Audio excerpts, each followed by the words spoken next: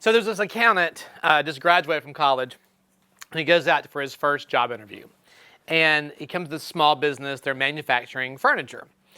And he sits down, and he notices the owner is sitting there, and he's just as nervous can be. He's pounding his desk, he's cursing QuickBooks.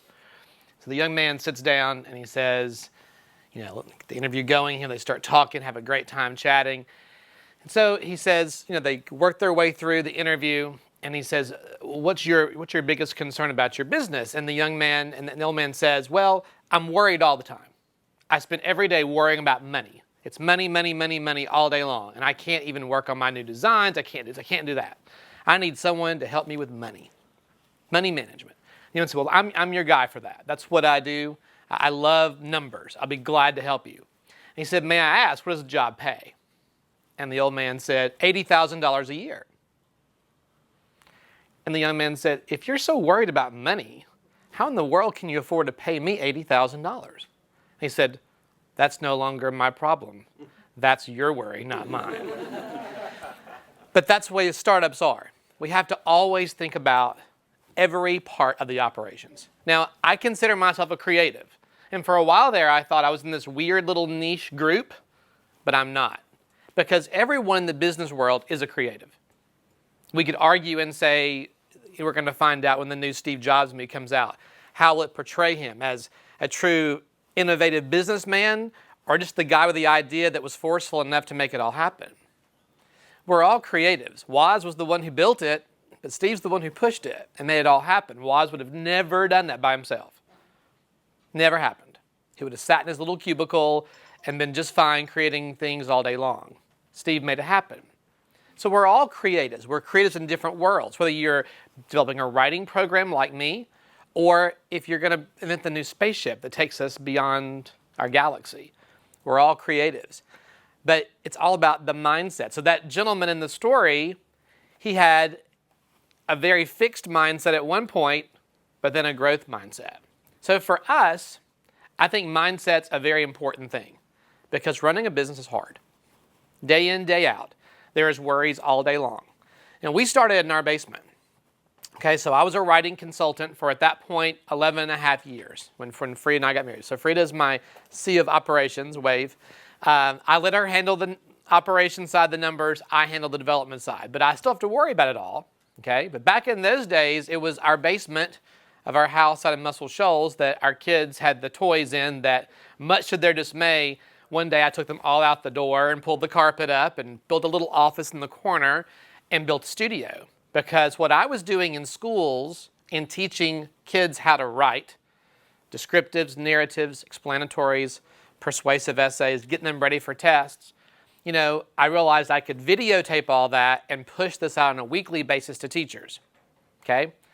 And stay at home and not have to travel so much and cut expenses down. Great idea. How do you make that happen? So I got a buddy of mine to help me film the videos. I found this product one night at like 2 in the morning when I couldn't sleep called Z-Mags. We taught it to ourselves because there was no training to go to. It's built in the Netherlands. And so you had to be willing to work all day long at your day job, come home, do family stuff, put kids in bed, and then go downstairs and work till 2 or 3 or 4 in the morning, get up and go again. That's what you have to do. And so we did that for a while. We basically said, hey, how much money do we need to keep this thing afloat without paying anybody? Maybe paying ourselves, pay a little rent on the space to help sustain things, just so if we're building a real budget, we haven't forgotten the fact that a business has to pay rent somewhere, okay? How do you make all that work? So we said, here's the amount of money we need to operate for a year. Let's go find pilot schools to pilot this thing, and they paid us $500 or $1,000 a piece for a year subscription. And we stayed in the black doing that. So our dream was, okay, let's go get a building. We found a building in Sweetwater. We loved it. So this is our building. We're going to make the downstairs, the offices, and we're going to hire a graphic artist, and we'll do some ad stuff, and we'll let that help sustain, and we'll have the studio upstairs. It's going to be great. And they turned us down. They said, we don't want you. They literally said, we don't want you, because they were building an entertainment world down there, not a place for businesses, tech businesses. We still kept looking downtown and thinking, it's what we're going to do. Thank God we never made that step.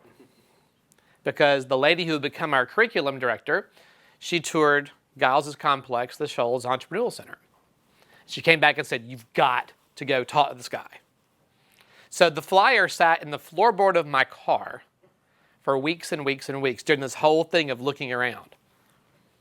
And there's that level of ego of like, this is what we're dreaming to do. We can make this happen, okay?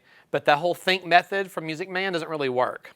You can't make it happen because you think about it and it's going to be great and let's go out and mortgage the house and run up credit cards and do all that. You have to sit back and say, I don't know enough to do this. Now, coming from the world I came from, consulting, easy gig. You get in your car, you drive to school, you teach, you collect a check. It's pretty simple. That's my little niche world. But when you're going to grow globally and sell a product nationwide, I didn't know anything. So you have to be willing to listen. So on the list of words I gave you, these are things that literally have run through our startup. Mindset, and I highly suggest, there's a book title at the bottom. It's called Mindset by Dr. Carol Dweck. If you've never read that book, you need to go find that book. You need to read that book. Because she talks about a fixed mindset and a growth mindset. If you're not living in a growth mindset, you're in trouble, business-wise. A fixed mindset, any little thing is going to set you off and just be doom, doom, doom. This morning on the way out here, I stopped at the office to pick up these flyers. Jennifer is doing a webinar with a principal or a curriculum director in Louisiana. And her first comment was, they didn't think the rigor of our program was enough. Now, if I'm in a fixed mindset, I'm thinking, oh, woe is me. Let's go start fixing it now. Growth mindset says, she's looking at week 1 of our program. The rigor increases week after week. She's going to have to look at the program deeper to know that. But I'm not going to ignore her. I'm going to listen. Make a sticky note. Rigor. Concern about that. So what are we not doing to put that word out there to make sure they understand the rigor increases? We got to tweak what we do. It becomes a sticky note, a thing to do. You got to listen to your customers. Okay? So in September of 12, we came and met with Giles. And I call things clicks. Steve Jobs called it connecting the dots. Oprah calls them aha moments. For me, it's called clicks. Things that like, okay, this fits together.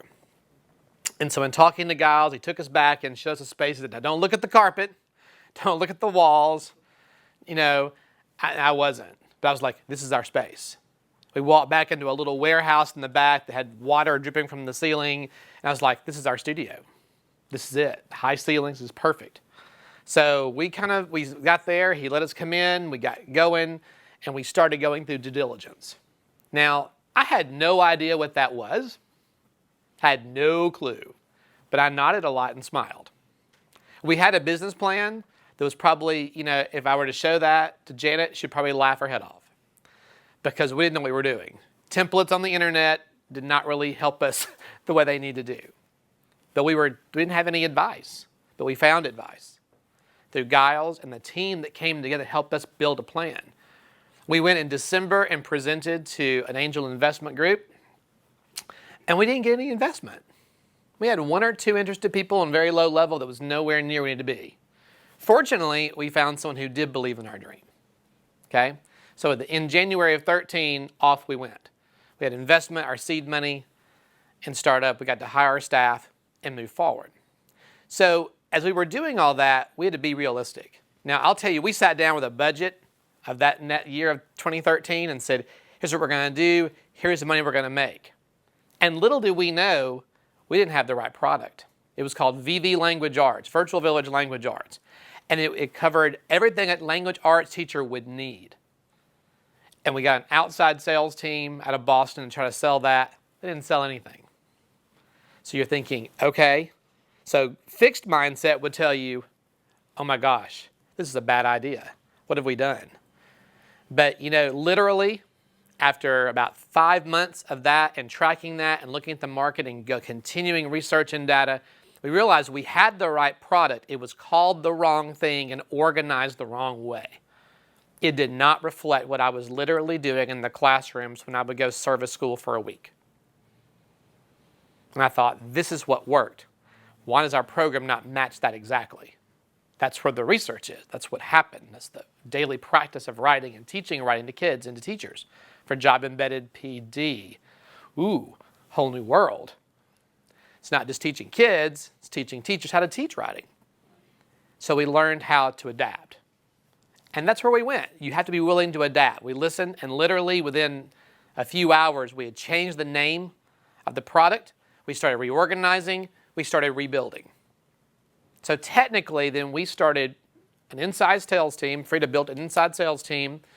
We hired people to come in and start calling schools. So literally, we kind of got into that in the spring of 14, but really hit the ground running with it in the fall of 14.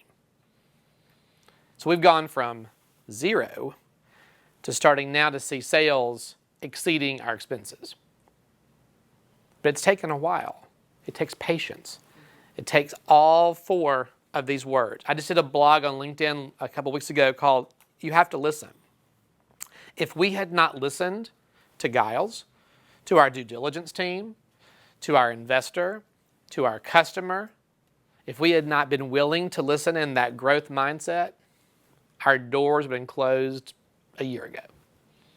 And that's my biggest advice, because I come to this as a creative in a business world. But for all of us who are in this gig, and whether your business has been around for 6 months, 3 months, it's an idea in your head, or been around for 5 years, I think these 4 words are what we're living every single day. And it's how we're seeing our success starting to grow and to build our company.